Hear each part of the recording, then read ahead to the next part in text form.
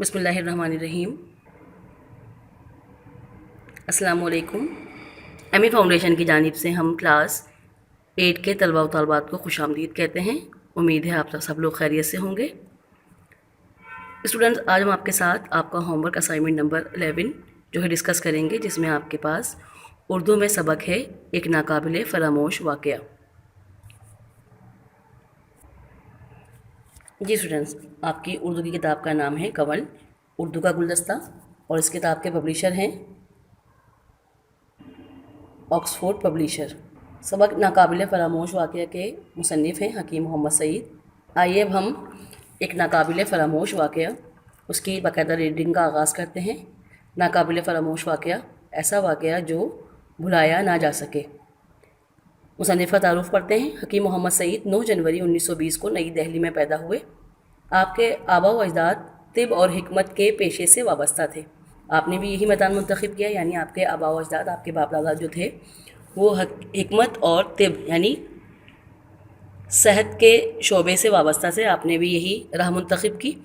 پاکستان کے قیام کے بعد 1948 میں آپ نے ہمدرد فاؤنڈیشن کی بنیاد رکھی۔ پاکستان کے قیام کے بعد 1948 میں آپ نے ہمدرد فاؤنڈیشن کی بنیاد رکھی۔ یہ ایک ادارہ ہے ہمدرد فاؤنڈیشن۔ آپ سب جانتے ہیں کہ ہمدرد فاؤنڈیشن کی بہت ساری چیزیں جو ہیں وہ ہماری روزمرہ کے استعمال میں ہوتی ہیں، اور بہت ساری ایسی دوائیں ہیں جو ہم استعمال کرتے ہیں جو ہمدرد فاؤنڈیشن کی طرف سے بنائی گئی ہیں۔ آپ نے بچوں کے ادب کے لیے گراں قدر خدمات انجام دی، یعنی آپ نے بچوں کے لیے بھی بے شمار ایسا کام کیا کہ جو ان کی اصلاح اور ان کی تربیت کے لیے مددگار ثابت ہوا۔ ماہ نامہ نونہال جاری کیا۔ ماہ نامہ نونہال یعنی ہر مہینے جاری ہونے والا رسالہ بچوں کا نونہال، جس میں ان کے ذوق کو دیکھتے ہوئے اس میں کہانیاں اور دیگر چیزیں شامل کی گئیں۔ نونہال ادب کے تحت بچوں کے لیے بے شمار کہانیاں شائع کیں۔ نیز آپ نے متعدد ملکوں کے سفر نامے بھی تحریر کیے، یعنی آپ نے جہاں جہاں سفر کیا وہاں کی تمام رودات، تمام حال جو ہے وہ آپ نے کتابی شکل میں اپنے ہم وطنوں کے لیے تحریر کیا۔ 17 اکتوبر 1998 کو آپ کراچی میں شہید کر دیے گئے، یعنی 17 اکتوبر 1998 کو آپ کو آپ کے مطب سے گھر جاتے ہوئے راستے میں شہید کر دیا گیا۔ جی، اب سبق کی طرف آتے ہیں۔ جب سے موٹروں کا زمانہ آیا ہے، گھوڑے بیچ کر سونے کا محاورہ ختم ہو گیا۔ کہہ رہے ہیں جب سے گاڑیوں کا زمانہ آیا ہے تب سے یہ جو محاورہ ہے گھوڑے بیچ کر سونا، یعنی بہت زیادہ تھک ہار کر سو جانا، تو یہ محاورہ ختم ہو گیا ہے، کیونکہ موٹروں کے استعمال سے تھکن میں کمی ہو گئی ہے اور وقت بھی جو ہے وہ بچ جاتا ہے۔ کل چونکہ خوب تھک گئے تھے، اس لیے ترکی میں گھوڑے بیچے بغیر ہم ایسے بے خبر سوئے کہ زمین و آسمان کا ہوش نہ رہا، اور صبح آنکھ اس وقت کھلی جب فجر کی نماز قضا ہو چکی تھی، یعنی تھکن تو پھر بھی ہمیں ہو گئی تھی اور ہم ایسے سوئے کہ ہمیں کسی بات کا ہوش نہ رہا، اور جب صبح ہماری آنکھ کھلی تو ہماری نماز فجر جو ہے وہ قضا ہو چکی تھی۔ پھر بھی ہم اتنی دیر تک نہ سوئے تھے کہ ہمارے پروگرام میں کوئی گڑبڑ ہوتی، یعنی پھر بھی ہم اتنا لیٹ نہیں ہوئے تھے کہ ہمارا جو پروگرام تھا کہ ہم نے کس طرح کہاں کہاں جانا ہے، تو وہ پروگرام کوئی انتشار کا شکار ہوتا ہے یا اس میں کوئی گڑبڑ ہوتی ہے، تبدیلی ہوتی۔ آج ہمیں انقرہ سے استنبول جانا تھا اور سفر بھی کار میں کرنا تھا، اور کار اپنے بس میں تھی، جب چاہیں چل پڑیں۔ دوسرے سفارت خانوں کے افسروں کی طرح برکات صاحب کے لیے بھی استنبول کے ہلٹن ہوٹل میں کمرہ مخصوص رہتا تھا، اور دوسرے ملکوں کے سفارتی افسروں کے لیے، وہ افسران جو اپنے ملک کی نمائندگی کرتے ہیں دوسرے ممالک میں، تو اسی طرح برکات صاحب جو پاکستان کی نمائندگی کر رہے تھے تو ان کے لیے بھی استنبول کے ہوٹل میں کمرہ مخصوص رہتا تھا ہمیشہ۔ انہوں نے ہمارے لیے بھی ایک کمرہ مخصوص کرا لیا یعنی بک کروا لیا۔ برکات صاحب کے بچے ہمارے جانے سے غمگین نظر آ رہے تھے، اور سچ یہ ہے کہ ہمیں بھی ان سے جدائی کا رنج تھا، لیکن ہم تو مسافر تھے، آج نہیں تو کل جانا ہی تھا۔ ہم نے برکات صاحب کی بیگم کی مہمان نوازی اور خلوص کا شکریہ ادا کیا، بچوں کو دعائیں دیں اور چل گھر سے روانہ ہوئے تو میری طبیعت کسی قدر سست ہونے لگی اور آدھے سر کا درد اٹھایا، اس لیے میں نے موٹر چلانا گوارا نہ کیا۔ برکات صاحب خود ہی اسٹیئرنگ پر جا بیٹھے، میں ان کے برابر اگلی سیٹ پر بیٹھ گیا تاکہ تازہ ہواؤں کے جھونکوں سے سر کا درد ختم ہو جائے۔ برکات صاحب کے سیکرٹری مسٹر اردغوان اور بھائی جان پچھلی سیٹ پر آرام سے دراز ہو گئے، یعنی پچھلی سیٹ پر آرام سے جو ہیں وہ لیٹنے کے اسٹائل میں بیٹھ گئے۔ گاڑی بہت تیزی سے چل پڑی اور جلد ہی شہر کی حدود سے باہر نکل آئی۔ دلکش نظارے آنکھوں کو تراوٹ پہنچانے لگے، یعنی راستے کے جو خوبصورت مناظر تھے وہ آنکھوں کو ٹھنڈک پہنچانے لگے، آنکھوں کو سکون مہیا کرنے لگے۔ ہر طرف سبزہ ہی سبزہ تھا اور کہیں کہیں آبپاشی کے لیے کھودی گئی نہریں۔ آبپاشی وہ طریقہ کہ جس کے ذریعے پانی جو ہے وہ کھیتوں کو دیا جاتا تھا، آبپاشی۔ جگہ جگہ کھیتوں کے بیچ میں ابھرتی ہوئی جھونپڑیاں اور ان کے قریب کھیلنے والے بچے، بھیڑ بکریوں کے ریوڑ اور آزاد پرندوں کی پرواز۔ انقرہ اور استنبول کے درمیان بہت ہی عمدہ، صاف، کشادہ اور بڑی حد تک سیدھی سڑک ہے۔ ہماری کار فراٹے بھرتی چلی جا رہی تھی۔ تازہ ہوا کے جھونکوں میں کچھ ایسا جادو اثر تھا کہ میرا سر کا درد غائب ہو گیا۔ جب موٹر چلتے ہوئے کافی دیر ہو گئی اور ہم نے تقریباً آدھا راستہ طے کر لیا تو ایک دریا پر بنے ہوئے پل پر سے گزرنا ہوا۔ یہاں احتیاطاً گاڑی کی رفتار ہلکی کرنی پڑی۔ پل پار کرتے ہی ہم نے دیکھا کہ دائیں طرف خربوزے کے کھیت اور بیلوں سے ٹوٹے ہوئے تازہ خربوزوں کے ڈھیر لگے ہیں۔ طبیعت مچل کر رہ گئی یعنی خربوزے دیکھ کر جو ہے وہ دل چاہا کہ ہم خربوزے کھائیں۔ کئی سال پہلے دلی کا زمانہ یاد آ گیا جب ہم دوستوں کے ساتھ مل کر دریائے جمنا کے کنارے خربوزوں کے کھیت میں جاتے، ساری رات اور دن وہیں گزار کر واپس آتے، نیت بھر کے خربوزے کھاتے، یعنی دل بھر کر خربوزے کھاتے۔ دلی کے موٹی چھال والے خربوزے اتنے میٹھے ہوتے تھے، موٹی چھال والے یعنی موٹے چھلکے والے، کہ ان کے سامنے کابل کے سردے کی کوئی حقیقت نہ تھی۔ کابل افغانستان کا جو دارالحکومت ہے، جہاں کے سردے جو ہیں وہ اپنی مثال آپ ہیں۔ گزرے دنوں کی یاد کو تازہ کرتے ہوئے میں نے گاڑی رکوا لی اور سب اتر کر کھیتوں کی طرف چل دیے۔ کھیت والوں نے ہمارا استقبال کیا۔ ہمارے ساتھ ایک چھوڑ دو ترکی زبان بولنے والے تھے۔ اردغوان صاحب کی تو مادری زبان ہی ترکی تھی، یعنی ہمارے ساتھ جو تھے وہ دو لوگ ایسے تھے جن کو اردو زبان آتی تھی اور جو سمجھتے بھی تھے۔ اردغوان صاحب جو برکات صاحب کے سیکرٹری تھے، ان کی تو مدر ٹنگ یا مادری زبان جو تھی وہ ترکی ہی تھی، لہٰذا مطلب بیان کرنے میں کوئی دقت نہیں ہوئی، کوئی پریشانی نہیں ہوئی۔ میں نے ان کی زبانی کھیت والوں سے کہہ دیا کہ ہم جتنے خربوزے کھائیں گے ان کے پیسے دیں گے، یعنی اردغوان صاحب سے میں نے کہا کہ آپ ترکی میں کھیت والوں کو بتا دیجئے کہ ہم جتنے خربوزے کھائیں گے ہم اس کی قیمت ادا کریں گے۔ مگر کھیت والوں نے میری شرط ماننے سے انکار کر دیا۔ اس نے کہا کہ آپ لوگ مہمان ہیں، ہمارے ہی نہیں سارے ملک کے مہمان ہیں، اور مہمان سے کبھی کھانے کی قیمت نہیں لی جاتی۔ یعنی کھیت والوں نے اس بات سے انکار کر دیا کہ ہم آپ سے خربوزوں کی قیمت لیں گے کیونکہ مہمانوں سے کھانے کی قیمت نہیں لیتے۔ چنانچہ ہم خربوزے کھانے بیٹھ گئے اور اتنے خربوزے کھائے کہ چھلکوں اور بیجوں کا ڈھیر لگ گیا۔ ہمارے میزبان کو اعتراف کرنا پڑا کہ اس نے 4 آدمیوں کو اتنی مقدار میں خربوزے کھاتے نہیں دیکھا۔ شاید بڑا حصہ میرا تھا یا یہ کہ برکات صاحب نے اپنے چھلکے بھی میرے ڈھیر میں ملا دیے تھے۔ یعنی حکیم سعید کہتے ہیں کہ ہم نے 4 لوگوں نے مل کر اتنے خربوزے کھائے کہ میزبان کو یہ اعتراف کرنا پڑا، اس کو یہ بات ماننی پڑی کہ اس نے کبھی 4 آدمیوں کو اتنی مقدار میں، اتنی زیادہ تعداد میں خربوزے کھاتے ہوئے نہیں دیکھا۔ اور وہ کہتے ہیں کہ شاید میں نے سب سے زیادہ خربوزے کھائے تھے، یا ایک وجہ یہ بھی ہو سکتی ہے کہ برکات صاحب نے شرارت میں اپنے چھلکے میرے ساتھ ملا دیے تھے۔ تو دوپہر بھی ہو گئی تھی اور آدھا راستہ بھی طے ہو گیا تھا، اس لیے تازہ دم ہونے کا سوچا۔ ناشتے دان بھی کھل گیا تھا، مگر سچی بات یہ ہے کہ ہم اتنے خربوزے کھا چکے تھے کہ اب لذیذ سے لذیذ کباب میں بھی کوئی مزہ نہ تھا۔ آدھا گھنٹہ ٹھہر کر ہم دوبارہ منزل کی طرف روانہ ہو گئے۔ اب چونکہ میری طبیعت بحال ہو گئی تھی، یعنی طبیعت بہتر ہو گئی تھی، میرے سر کا درد جو ہے وہ ختم ہو چکا تھا، اس لیے میں نے سوچا کہ برکات صاحب کو چھٹی دی جائے۔ ان کی بجائے میں نے موٹر کا اسٹیئرنگ وہیل سنبھال لیا۔ بھائی جان اگلی سیٹ پر آ گئے۔ برکات صاحب اپنے سیکرٹری سے باتیں کرنے کے لیے پچھلی سیٹ پر چلے گئے۔ سفر دوبارہ شروع کیے ابھی زیادہ دیر نہیں ہوئی تھی کہ ایک عجیب واقعہ پیش آیا۔ اس واقعے نے 3-4 دن تک میرے اعصاب بیکار کر دیے، یعنی جو میرے ہوش و حواس تھے وہ 3-4 دن تک کام کرنے کے قابل نہیں رہے۔ اب جب بھی یہ واقعہ مجھے یاد آتا ہے میں کانپ اٹھتا ہوں۔ ہوا یہ کہ کار اسٹارٹ کرتے ہی میری طبیعت میں جولانی آ گئی مطلب بہت زیادہ جوش آ گیا، کیونکہ میرے سر کا درد جو ہے وہ ایک دم ختم ہو چکا تھا۔ میں نے بہت زیادہ دل سے اور جوش و خروش کے ساتھ جو ہے وہ کار اسٹارٹ کی۔ ایک بات یہ بھی ہے کہ صاف، چکنی اور سیدھی سڑک پر نئی اور اچھی گاڑی چلانے میں بڑا لطف آتا ہے۔ دوسری بات یہ تھی کہ صاف ستھری اور سیدھی سڑک پر گاڑی چلانے کا اپنا ہی لطف اور مزہ ہے۔ یہ بات وہی لوگ اچھی طرح سمجھتے ہیں جو شوقیہ کار چلاتے ہیں۔ ہم جو چلے تو شروع میں ایک پہاڑی علاقہ آ گیا۔ راستہ بڑا پرپیچ تھا، یعنی بڑا خطرناک تھا پہاڑی علاقہ۔ میں نے ڈرائیونگ کے کمالات دکھانے شروع کر دیے۔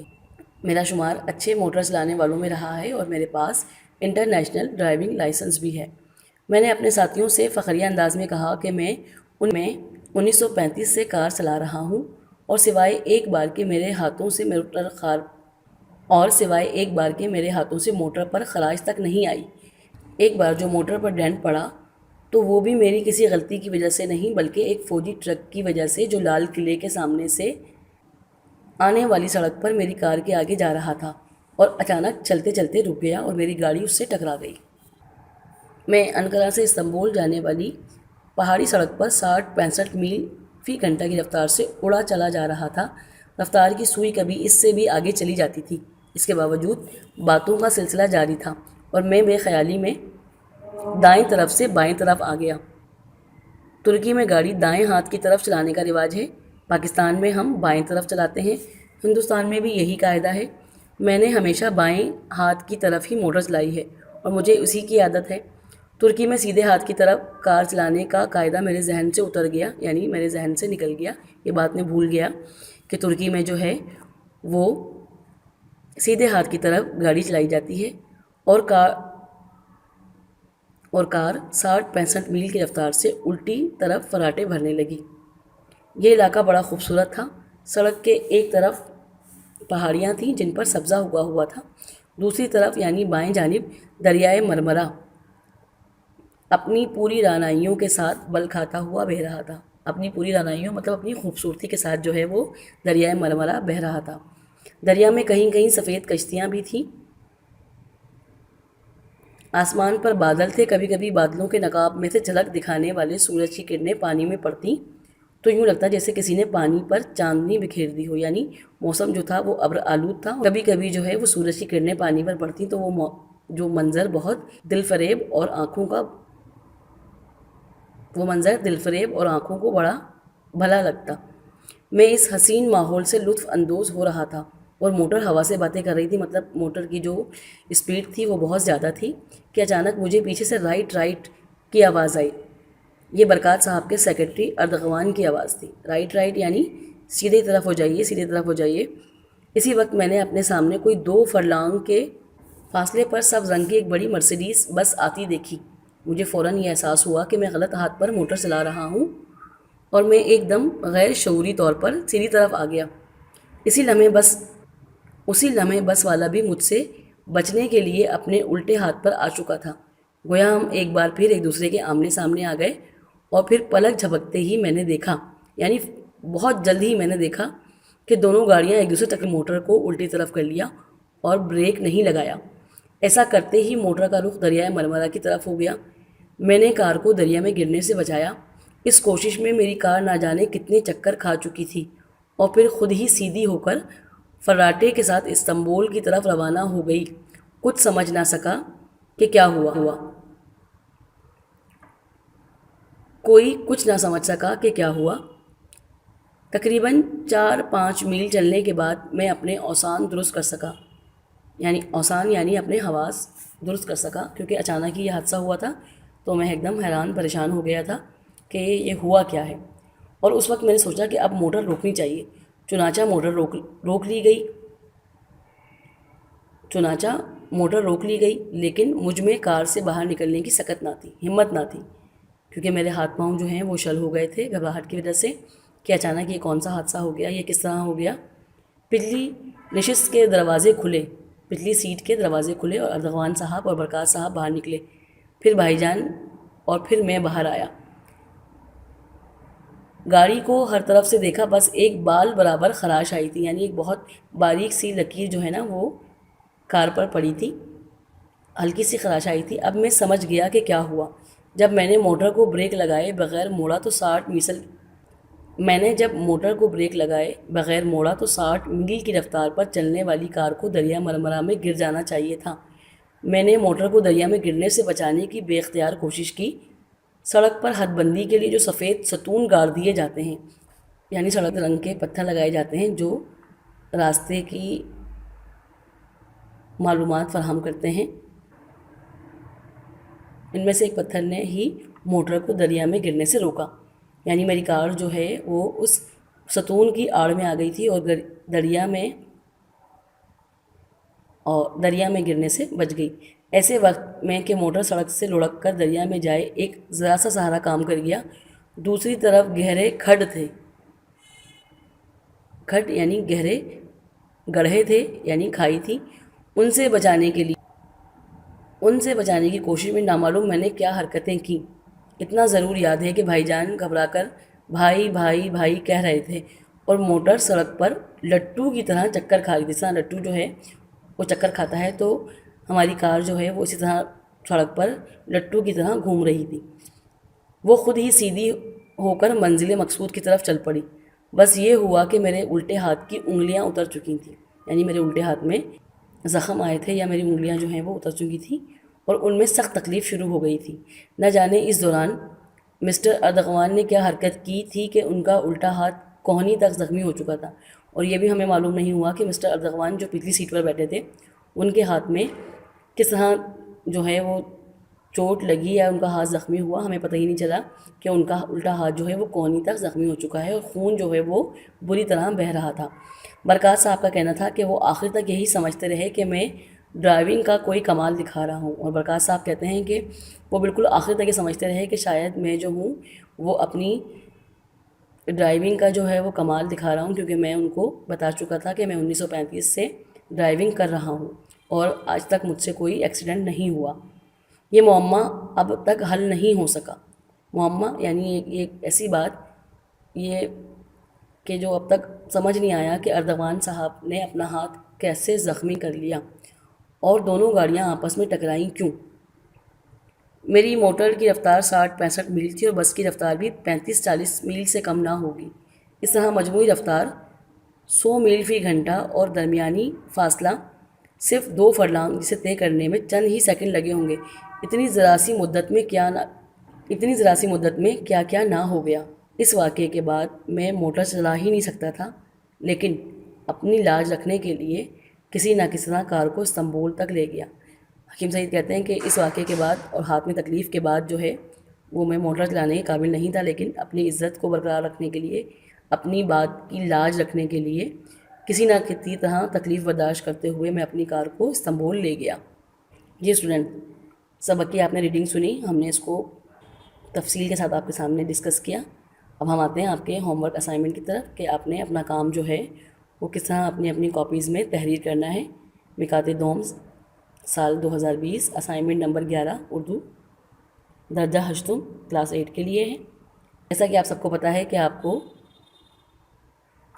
6 دن کا کام دیا جاتا ہے اور آپ نے مرحلہ وار جو ہے کام کرنا ہوتا ہے۔ اسائنمنٹ جو ہے آپ کا نمبر 1 پر ہے، سبق ایک ناقابل فراموش واقعے کی ریڈنگ کریں، صفحہ نمبر 38 سے 41 تک۔ سوال نمبر 2 ہے آپ کے پاس، دوسرے دن کا کام ہے آپ کے پاس سبق کے الفاظ معنی تحریر کریں، آپ کے پاس الفاظ دیے گئے ہیں۔ تیسرے دن کا کام ہے مندرجہ ذیل سوالات کے جوابات تحریر کریں، سبق کے مصنف کا مختصر تعارف تحریر کریں۔ یہ واقعہ کہاں کے سفر کے دوران پیش آیا؟ سفر کے آغاز میں مصنف نے گاڑی کیوں نہ چلائی؟ مصنف کے سر کا درد کیسے غائب ہوا؟ کھیت والوں نے پیسے لینے سے کیوں انکار کیا؟ ترکی میں گاڑی چلانے کا کون سا قاعدہ مصنف کے ذہن سے اتر گیا؟ چوتھے دن کا کام ہے آپ کے پاس مندرجہ ذیل میں سے ہر ایک کا درست جواب تحریر کیجیے، یعنی آپ کے پاس کثیر الانتخابی سوالات ہیں جس میں سے آپ نے ہر ایک کے لیے درست جواب منتخب کرنا ہے۔ پانچویں دن کا کام مندرجہ ذیل الفاظ و محاورات کو جملوں میں استعمال کریں۔ چھٹے دن کا کام ہے آپ کے پاس حکیم سعید کی کتابوں کے نام لکھیے۔ کام ہے کہ آپ نے سبق ایک ناقابل فراموش واقعے کی ریڈنگ کرنی ہے۔ دوسرے دن کا کام مندرجہ ذیل الفاظ کے معنی تحریر کرنے ہیں۔ آپ نے بالکل اسی طریقے سے ہمارے بتائے گئے طریقے کے مطابق اپنی کاپی میں کالم بنا کر جو ہے وہ الفاظ معنی تحریر کرنے ہیں، بہت اچھی لکھائی میں۔ تیسرے دن کا کام ہے مندرجہ ذیل سوالات کے جوابات تحریر کیجیے۔ آپ کے پاس آپ کے لیے سوالات بھی تحریر کر دیے گئے ہیں اور اس کے جوابات بھی۔ آپ نے بہت صفائی کے ساتھ، ترتیب کے ساتھ یہ تمام کام جو ہے وہ اپنی کاپیز میں تحریر کرنا ہے، نقل کرنا ہے۔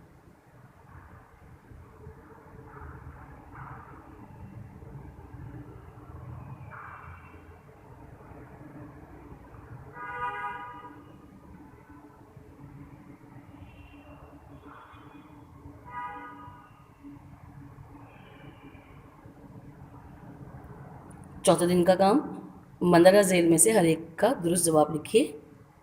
कसरतुल इंतखाबी सवालात हैं जिसमें से आपने मुंतखब करना है और आपकी आसानी के लिए जो दुरुस्त जवाब है हम उसको अंडरलाइन कर दिया गया है ताकि आपको काम करने में आसानी हो।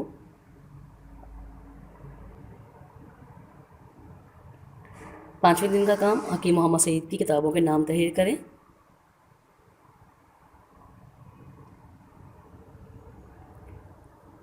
6ठे दिन का काम, मंदरजा ज़ेल अल्फाज व मुहावरात को जुमलों में इस्तेमाल करें। एक बात याद रखिएगा कि आपने अल्फाज व मुहावरात को जुमलों में इस्तेमाल करना है, उनके मानी को जुमलों में इस्तेमाल नहीं करना।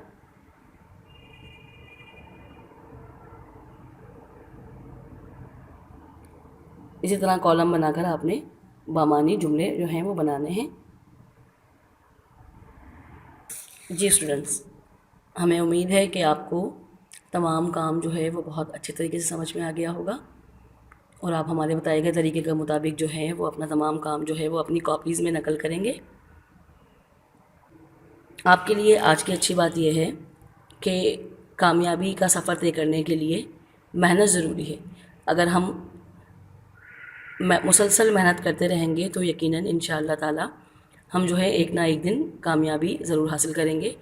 और दीन इस्लाम वो दीन है जो मुकम्मल ज़ाब्ता हयात है और दीन इस्लाम की तालीमात में रसूलुल्लाह का फरमान है कि इल्म हासिल करना हर मुसलमान मर्द और औरत पर फ़र्ज़ है, यानी ये फ़र्ज़ है तो हम इससे इनकार नहीं कर सकते।